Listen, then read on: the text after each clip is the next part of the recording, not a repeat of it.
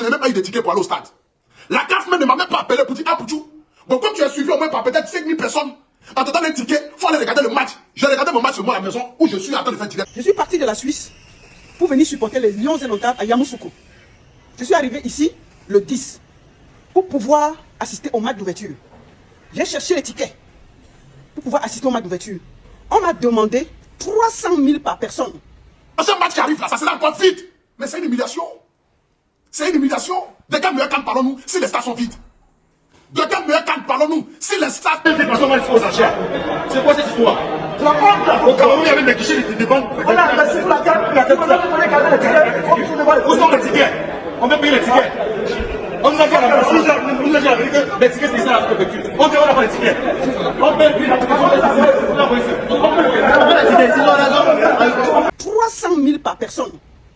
Alors que le stade Ipembe n'était pas plein. J'ai dit ok, c'est pas grave, je n'assiste pas. J'ai suivi le match à la fan zone. Mon équipe est partie à Yamoussoukro pour nous trouver les tickets. Ils sont sortis à 5 h du matin. Déjà hier, avant qu'on n'a pas trouvé, hier ils sont sortis à 5 h du matin. Où je vous parle, on les demande de donner 100 000 francs par ticket. Moi j'ai plus de 6 à 7 personnes derrière moi. Donc est-ce que... Mais ils ont ouvert le site, même pas 24 heures. Vous avez fermé le site, faisant croire que les tickets sont finis. Il n'y a plus de tickets. Physique comme si Internet. Le match d'ouverture. On dit, ah, c'est que véritablement cette canne de billets. Moi je suis en colère, je suis en rage. Je suis assise à la maison alors que j'aurais pu être à Yamoussoukro. Où je vous parle, je n'ai pas de tickets.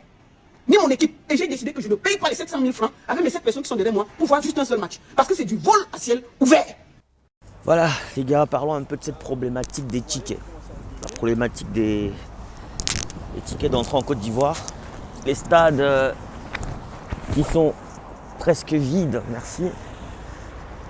Le match d'ouverture, on attendait 60 000 personnes. Normalement, le match est joué à guichet fermé, mais on était censé avoir un stade totalement plein, mais il y avait seulement 36 000 personnes. Donc, beaucoup de gens se sont posé les questions, mais comment un stade qui a un guichet fermé et il n'y a que 36 000 personnes? Comment un stade où un match va se jouer à guichet fermé, un stade de 60 000 places, il n'y a que 36 000 personnes?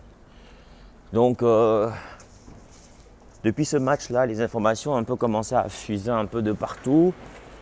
Les langues se délient sur ce qui se passe.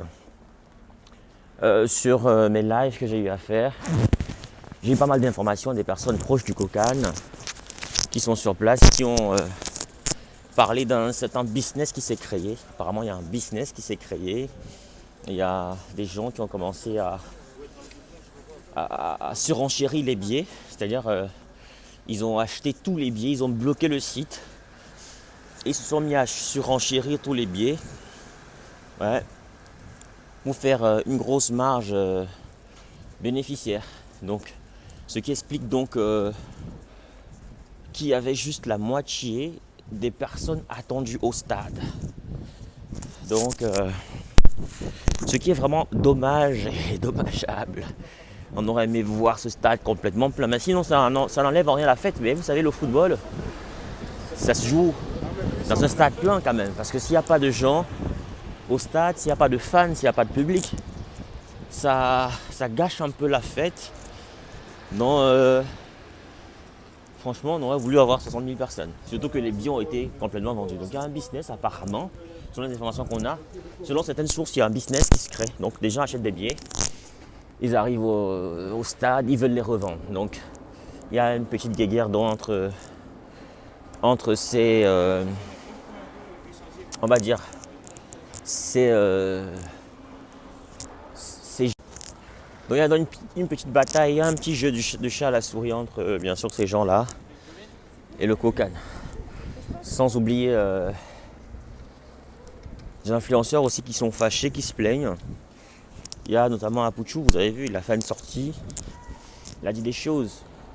Beaucoup d'influenceurs ont été écartés, mais même quand ils ont voulu acheter des billets eux-mêmes, on leur a toujours dit qu'il n'y avait plus de billets. Ils ont tenté plusieurs fois d'acheter des billets, ils ont tenté de passer par des numéros, par des connaissances, ils ont tenté des médiations, et toujours rien. Donc malheureusement, beaucoup de gens n'ont pas eu accès à ces stades-là, beaucoup de gens n'ont pas eu accès à cet événement grandiose. en présence bien sûr du président de la République. C'est un événement historique, bien sûr. Ils se plaignent donc l'accessibilité des billets, c'est compliqué d'accéder aux billets. C'est vraiment très très compliqué d'avoir un billet en Côte d'Ivoire. Mais les stades sont vides, ce qui est paradoxal. Donc quand vous appelez pour demander les billets, on vous dit qu'il n'y en a pas. Mais les stades sont vides. Qu'est-ce qui se passe donc? Quel est ce business qui se crée autour de la CAN que le COCAN n'arrive pas à gérer? Pourquoi est-ce que le COCAN n'arrive pas à juguler cette organisation autour de la billetterie de la CAN? Donc c'est quelque chose, c'est un problème qu'il faudra absolument régler si il faudra régler ce problème si le COCAN ne veut pas continuer à avoir les stades vides. Parce que c'est vraiment pas cool que pour une compétition comme ça, les stades soient vides. Voilà. Vraiment qu'on trouve une solution, les gars. Faut qu'on trouve une solution. Mais sans blague, je veux quand même vous dire une vérité. C'est vrai que on a eu à écarter des influenceurs pour leur comportement, etc. Oui, ils ont parfois eu des débordements, oui. Parfois, ils en ont fait un peu trop, oui. Mais sincèrement, un Apouchou quand même comme influenceur pour cette CAN, il y aurait eu plus d'engouement. C'est vrai que c'est la règle, c'est la loi, c'est eux qui organisent. Mais on pourrait quand même faire une dérogation pour quelqu'un comme ça. Je vous assure que si on associe un gars comme Apouchou à cet événement, les choses seront bien différentes. Le COCAN ne doit pas se braquer.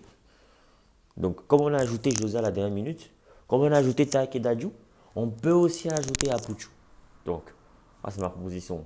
Franchement, le public devrait aussi soutenir les Ivoiriens. Vous devez mettre de la pression. Mettez la pression pour que Apouchou entre dans ces choses-là. Parce que Apouchou va apporter un truc. Ce gars, il a un truc, quoi. Il a un truc. Parce qu'être influenceur, comme il a dit, c'est pas seulement faire des photos, jouer la belle, le beau gosse et tout. Non. Il faut avoir une parole qui porte. Il faut avoir un message qui porte. Il faut avoir des gens qui te suivent, qui sont prêts pour toi, qui sont prêts à se battre pour toi. C'est ça l'influence. L'influence, c'est pas seulement les photos. C'est pas seulement jouer la belle. C'est pas seulement s'asseoir et tout, faire des maquillages et tout. Non, non, non.